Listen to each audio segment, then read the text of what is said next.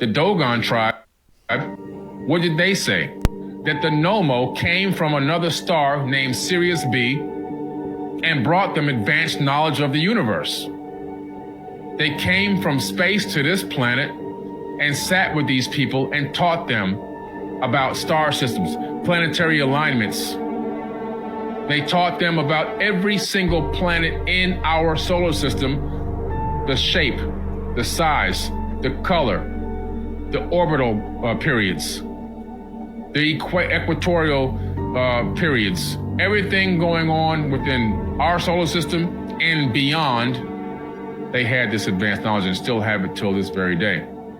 They have this special ritual called the Ziggy, where they put these masks on and they do these alignment rituals only when specific stars and planets are aligned in space. And they do this with no telescope. And they know about these orbital periods of trinary star systems with no telescope. By the way, Sirius B can't even be seen by the naked eye on a great night.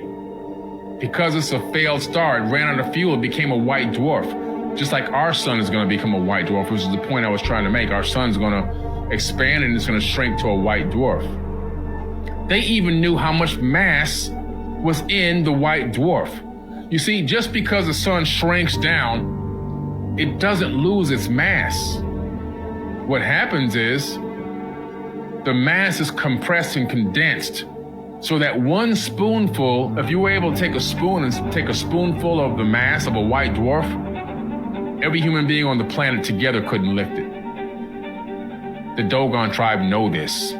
They've made that exact statement.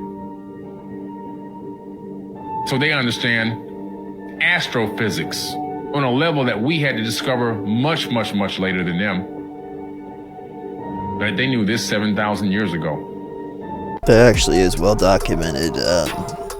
There's an interview that the guy, he sat down did an interview with like the village elder from the Dogon tribe, and he explained it all.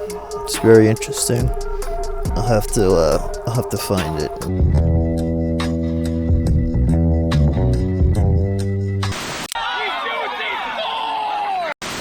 The Dogon believe the universe was born in a vast explosion, and as it opened up, everything that we know about and everything that the Dogon know about in the world came pouring out, and nothing was left except a shell.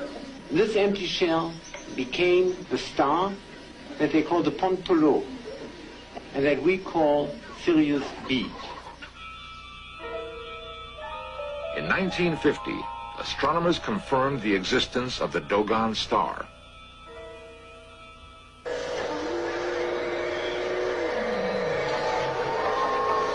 At the United States Naval Observatory, Washington, D.C., Chief Astronomer Dr. Irving Lindenblad devoted years to the search for the dark star. The Sirius system is a very interesting challenge observationally because it is very difficult to observe a star 10 seconds from such a bright object as Sirius A. After the years of effort, Dr. Lindenblad finally succeeded in taking this photograph of Sirius B and its giant companion. The Dogon possess even more startling information about the star they hold sacred. They say that when it gave forth all its energy, it collapsed in upon itself, becoming incredibly dense and so heavy that all the earthly beings combined cannot lift it. The San Fernando Observatory, Sylmar, California. Dr. Gary Chapman is an astronomer specializing in the physical characteristics of stars. By splitting the light collected from a distant star into colored bands, its physical characteristics can be analyzed. Sirius B is fairly normal in the surface layers, but we do rely on the calculations to tell us that the interior is essentially out of nuclear fuel. It's a dead star. We know from modern calculations that it has a very, very high density, has a density about 5 million times that of water, and if you were to be on the surface of Sirius B right now, you'd be crushed very, very flat because the surface gravity is about 100 million times that of the Earth. The symbol is explained. The knowledge preserved in rituals through the centuries has been confirmed. Beyond the Dogon knowledge of the dark star, the symbols reveal more information about the celestial universe. They correctly place the Earth and our solar system within the Milky Way, and state correctly that the massive cluster of stars is far more distant than the planets. The understanding of astronomical movements led the Dogon to investigate the human anatomy. They discovered the circulation of blood in the body long before it was discovered by the English physician William Harvey in the 17th century. These symbols and the knowledge they hold are the legacy of the mysterious Numos, the messengers from the dark star. Many cultures claim their knowledge was given them by godlike beings descended from the heavens.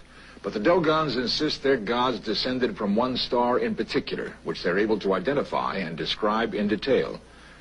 Does other evidence exist of this encounter between gods and men? How the hell do you explain that? How the hell do they know all that without having a telescope, without being contacted by the outside world? It really makes you wonder. So, I have found that when I do super long exposures on any bright, really bright star or planet, it reveals this grid pattern. So I think what's happening is this scope is so powerful, and it's got such a fast focal ratio that when I do these long exposures on these really bright stars, it reveals some sort of a grid pattern. This is obviously from the firmament. I know you guys have saw Hunger Games, and when she shot the arrow and There's no fucking firmament, people. There's no fucking firmament. From another planet or from another dimension. I think those are the primary. I mean, there's certainly origins that we probably can't conceptualize as humans because our meat is stuck in 3D and we don't understand, and our IQs are only so high. So there might be some origins that we don't understand. In terms of like interdimensional travel. Yeah, I mean, obviously, if you talk to mainstream physicists, they say like crossing dimensions physically is kind of a trope of sci-fi. And, that's why I used an example. And I know some physicists don't like me talking about this theory, but it is a theory, so the holographic principle, which was originally conceived to explain how information is encoded on an event horizon of a black hole, which is a distance away from the singularity of a black hole where if you cross it, you're fucked because you're going to get ripped to shreds or you're not coming back. And that principle talks about how information basically from higher dimensional space can be encoded in lower dimensional space. And the easiest example is like us casting a shadow on a sidewalk, right? 3-dimensional object, 2D shadow on a sidewalk. If you lived in 2-dimensional space, flatland, you'd be tripped out. What the fuck am I seeing?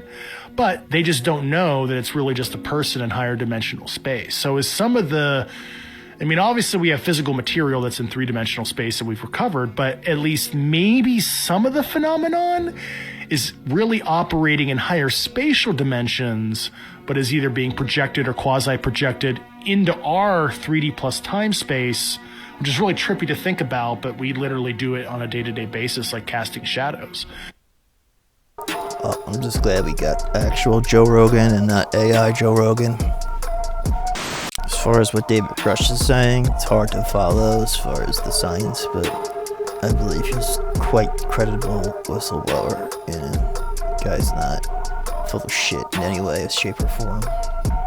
Lloyd Pye pointed out this really weird thing about humans. Humans have 46 chromosomes and all primates have 48. What they found within the human Homo sapiens sapien was that there was something within our DNA where parts of it had been like altered. Yeah, I'm like serious. They call those alterations and those things that scientists don't know, they call it junk DNA. That's what scientists call it, because when they compared every other comparable thing on Earth genetically, they found this small little area within our genetics that doesn't match anything on the planet. It's not talked about because it's sort of like hush hush. The whole junk DNA aspect of this, because we do share like 98% with like a cow. What Lloyd Pye also determined, besides the chromosomes and besides the human body totally changing structurally too, it started to take on characteristics that were not suitable to survive out in the wild. Like for instance, we're not strong anymore at all. The way that we have genetic diseases and the way our bone structure is and everything, it's like it was designed in a way to function for a different reason, to not be living off the land, to function as something with like a greater purpose. Yes. Spoiler alert. We were created by extraterrestrials. The Anunnaki actually are not gone. They're still here. If you look at the text, you discover there was a second pyramid war which occurred between Amun-Ra and his relatives. Some fled and some stayed. They actually dropped what they called, listen to this, weapons of mass destruction on this planet. WMDs. Yeah, in ancient times. You thought George Bush Jr. came up with that term for the Iraq War? Where do you think he got it from? The tablets. And in this dropping of these weapons, it created something called an evil wind in the text. And in this evil wind, whoever was in it, where this evil wind was moving, we're talking about nuclear fallout of some type, radiation fallout. People's fingernails were falling off.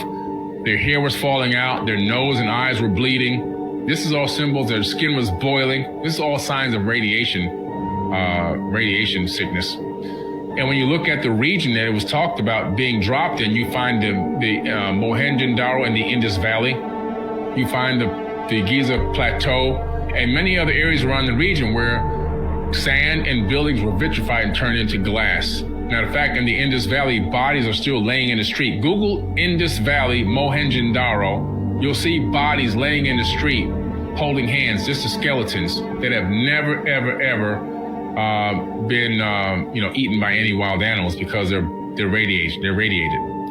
So we know that there was a nuclear war of some type in the ancient past. In this text, some of these beings fled to safe areas and some left. The ones that stayed continue to mate with humans and create offspring, and their ancestors and their bloodline is walking amongst us this very day. So in some ways, genetically, they never left. And all of us, including every single human on this planet, has a little touch of that DNA in our body. Any Homo sapiens sapien has a little slight touch of that DNA in our body. So in essence, we're all here. So Stephen Gray said that the huge UFO that had a building built over it was in South Korea, and it is more or less being confirmed that that is the location, and the reason for the national security issue is because of North Korea. Because if North Korea was to find out that South Korea has a UFO hidden, they will go and invade that country. They will go straight in. They will not think twice about it. Kim Jong-un will go straight in there. So we were trying to guess where this was, and it was a laboratory places. Well, apparently this place is a laboratory place. It is used for multi-purposes. And it's been built specifically just for this UFO to be kept hidden, because it was brought down in the mountains and they couldn't move it. It was too big. So Stephen Gray was telling the truth, it looks like. Just developments that have been coming out over the last couple of hours saying that it is because of the national security risk, which is from North Korea. I'm going to do a bit more digging on it, so there'll be updates on this, but just letting people know quickly what is happening with that location. Alright, so Stephen Greer, I have a video on him, on his disclosure. I've covered him before, but say what you will about him, he's a narcissist, but put all that aside, he comes forth with some really credible information. He brings forth some really credible people too. I mean, just go back and look at the original Disclosure Project and look at the list of names and positions that those people held. It's it's not a bunch of fuck-ups like me. It's a bunch of serious people. Ice Spice is an industry plant, and here's proof. We got another one on the roster. Let's go. Is that what Ice Spice was trying to do at the Super Bowl? It's not a try. She did. And you know what? And I don't care what nobody say, because I'm always right at the end of the day when it comes to this stuff. Every time. She's an industry plant. It's common. You came from nowhere. Your little short... No. Girl. No. She does seem as when they You just came from anywhere. And so is the other girl. Give me sweat. Whatever. Make me hot. Not Tyler. Wait, come on. That sounds like just a little bitty girl who just they wrote some songs for. And damn, not Tyler. Plants. Give her. Watch this. What's this? March, February next year. Cold-blooded freak. Damn. Turned all the way out. Watch. One song gave you a Grammy, but you got people like Angie Stone that been around since I was 10 years old being a rapper, never got one. Hey. How's that possible? You walk right in and the song's still on the fucking radio hot, you got a Grammy. How they do that? That's true. This is Ice Spice before the fame. Do you think she's an industry plant? My guess? I literally couldn't tell you one way or another. I've proud to say I've never actually heard an Ice Spice song. I've only actually heard of her like a month ago. Lynn Buchanan, Joe McGonigal, and Paul Smith. There are times when a good remote viewer will get 100% or near 100% quality remote viewing, but those are extremely rare. And when someone establishes their sort of history over a long period of time, say 10 to 19 years, that's the kind of percentages you can expect.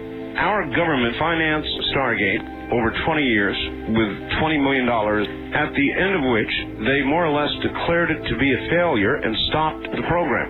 So you all three were in it. Was it a failure? From my own experience, and I think the other two will agree, while there were times when we fell flat on our faces there were times when we were unbelievably successful as well. We live in a scientific paradigm that doesn't want to accept the fact that there's things that happen that they can't explain in a cause and effect relationship. So far, no one's been able to explain what it is that makes remote viewing work. And so there are a lot of people who have real problems with that. I happen to think that this belongs in the private sector or belongs in the public sector where many labs and many individuals can be participating in the research. All three of you, I take it, agree remote influencing, which means the ability at a distance to influence what somebody else actually does. It is possible? At no time was there ever an official tasking to our unit or done by our unit involving remote influencing. Would it be your view, Lynn, unofficially, that remote influencing is possible? I believe so.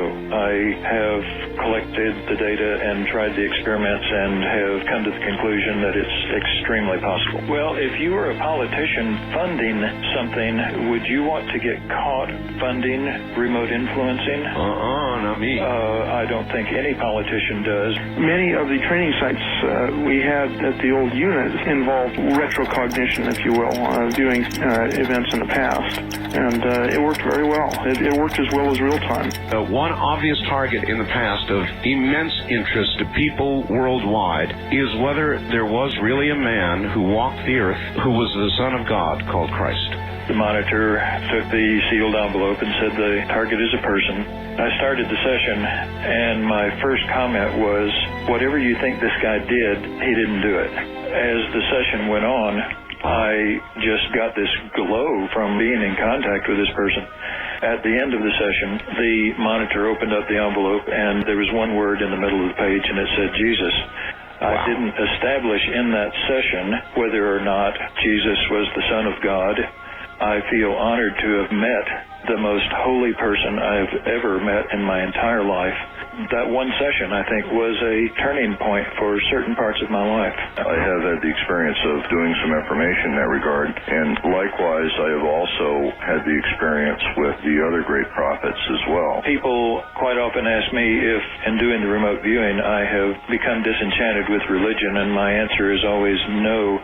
If anything, I have become more religious and more dedicated to the spiritual side. I would have to underscore what Len said and agree with him 100%. It strengthened my beliefs in a lot of the principles that I've learned growing up. Remote viewing is an interesting topic in itself. You can read Project Stargate. they declassified the CIA papers right on the CIA website. There's a whole report on it. And as far as them saying they gave it up after 20 years, I highly doubt that. They had a lot of success. They were able to deal with the Soviets, find a lot of things with the Soviet missile bases and stuff, and I don't think that they would just abandon it after investing all the time and money and effort into it. Tesla wanted a future in which science would be used for the true betterment of humanity. He hinted at it in his quote when he said, peace can only come as a consequence of universal enlightenment. That was his main goal. And many people think he backed off of his own projects because he knew that humanity was not ready. And we were like naive little children, that if we had the power of Tesla technology truly in our hands, it would be like putting nuclear bombs in the hands of children. Okay, so many people think he actually backed away from some of his most advanced technology projects. And that may be true. But one thing is Tesla did understand that this paradigm shift would have to happen. We have this controlled energy paradigm in place, and we say we want to get to the free energy paradigm, and there's a world in between these two things. Okay, so here's where we are on the left, where we want to go is on the right, but then there's this space in between where things haven't manifested. You could call it a transitional period. What we say we want to see manifested in the world is a free energy paradigm. That's what the people in the free energy movement and the new technology movement say that they want. There are requirements for what we say we want. It's the things that we say that we want don't just magically occur in our world. We have to do things to make them happen. And the things that actually make them happen are not just physical. We have to go through mental transformations to prepare the way for bringing this physical manifestation into the world. Back in like the 90s leading into the early 2000s, spiritualists and those in perhaps the New Age community would refer to this as a paradigm shift, or simply the paradigm shift that humanity has to undergo. It was kind of a nebulous phrase, you know, it was never really fully quite defined in the spiritualist communities. What is this paradigm shift? What is actually the shift in consciousness that humanity has to undergo to make free energy a physical manifestation in our world? And it's not what people would quite what they would think. It actually talks about what it really means to be a conscious individual. What does it really mean to be quote unquote awake? It is knowledge of the world of the occult, meaning the hidden, specifically hidden science and hidden spirituality. It is knowing the characteristics of the higher self. It is knowing that the physical and spiritual aspects of our reality do not supersede each other, but yet they are actually one. It is becoming mentally free of all false religions or simply all false belief systems. It is understanding that knowledge is never negative, no matter how seemingly scary it may sound. Knowing it is worth it. It is about knowledge that the current human condition is, in fact, a condition of slavery and the causal factors that have led to the current human condition. It is knowing that so-called negative emotions serve a critical purpose.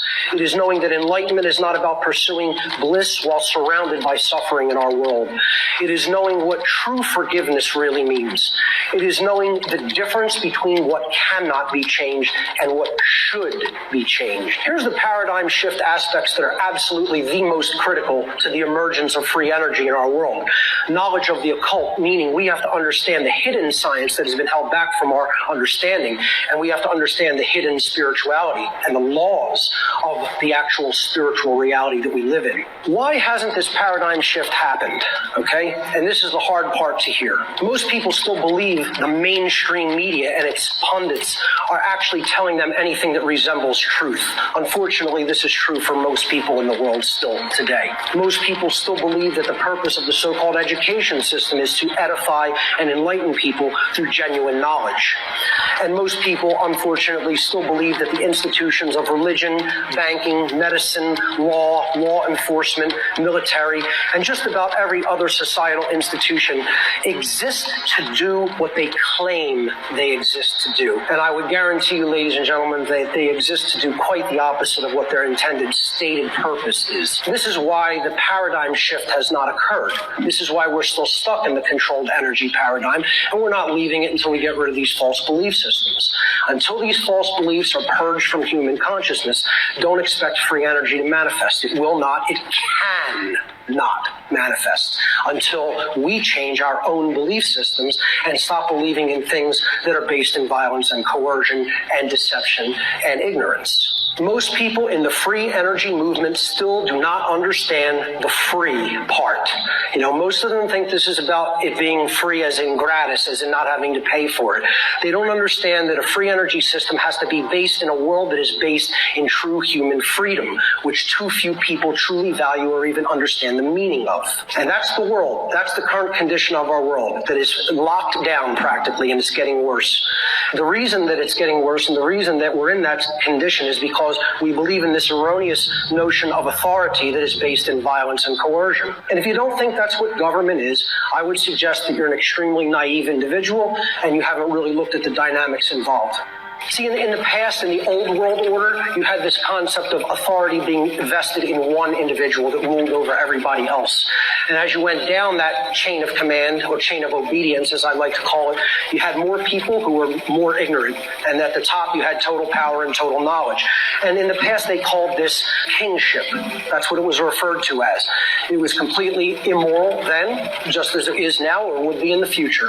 Okay? But see, today, we've been duped into believing that we have something different than that when we have exactly the same thing. It's just authority that is vested in few. This is hegemony. This is oligarchy.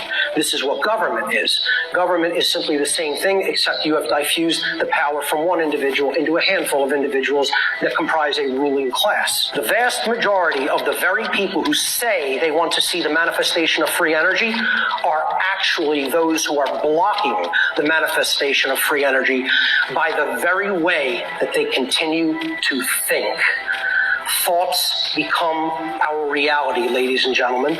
And if we do not change the way that we think, it is an impossibility for free energy to manifest, because we will continue to manifest the same controlled energy paradigm for as long as our minds are not based in true freedom. This is where the vast majority of human beings are at. They are in a state of completely controlled thought, where they cannot think of even the possibilities of what may be possible for humanity because of their limiting worldview and belief systems. And you can euphemize that all you want, just like you can euphemize slavery and call it government. People, use mental manipulation, they use all kinds of euphemisms for it, but I call it what it really is, mind control. And we are mind controlled by social engineers who continue to get us to think in a paradigm of false belief that will keep us enslaved. Free energy cannot be manifested as long as the people of Earth continue to believe in and condone humanity's current immoral institutions, which are based entirely in violence, coercion, deception, ignorance, greed, usury, and exploitation. This is most certainly not what Tesla envisioned for the human future. This is what most of us do. We look to some form of a leader, and the leader is saying to us, who wants change? And everybody is very eager to raise their hand and jump to the front of the line and say, oh, yes, give us that, give us that. But then when it is explained that what is required for the manifestation of that change to take place is for massive change in the human mind and heart. We ourselves have to change. We have to go through the paradigm shift in our belief system and our mental and spiritual lives. And very few people want that. A world based in free energy can only come as a consequence of a universal paradigm shift in human consciousness. Amen, brother. Testify. That was very well said. Shit's getting weird, folks. This is a scene from the movie Leave the World Behind, produced by Obama. This is a ship losing control, hitting the beach. A lot of people believe this movie was a predictive programming of some sort. Something really similar just happened in the United States a couple of hours ago. A ship in Baltimore coming from Singapore, hit a bridge, the Francis Scott Key Bridge, and it took it down. This is really bad. A lot of people are saying this is a cyber attack, and I'm going to show you guys a video that may actually prove that this was a cyber attack. But before I do, let me explain the shit show that this is going to become if this continues on happening. This is the Francis Scott Key Bridge that was taken down just recently. This is what's going to happen. Baltimore bridges, 81 billion trade crisis, ship crash sparks chaos for U.S. goods as collapse blocks 9th largest hub for foreign goods that handles 52 million tons a year, with 10 vessels stuck in harbor for who knows how long. Commodities such as natural gas, waste paper, ferrous scrap, automobiles, light trucks, down right now. No one knows how long this is going to take. U.S. port handles 750,000 vehicles a year, and this is where things get really bad. Brands like Nissan, Toyota, General Motors, Volvo, Jaguar, Volkswagen, and the list goes on, and farming machinery and agricultural products. Are you understanding where this is going? Now, this is the moment that the ship loses power. It's about to hit the bridge. It loses power. Probably no communication. Now, here's where things get really weird. This is the ninth, gets back on, but it's going to lose power again. This is the ninth largest port in the United States. It has a warning system. Warning system did not go off. Why? Is it because it lost power? So a lot of people are saying, again, a lot of people are saying that this was a cyber attack. And if this is the first of many, what the heck is going to happen? We're talking about food, trucks, transportation, natural gas. You know where this is going, right? So yeah, share this as fast as possible because this is major. This is the moment it hits the bridge.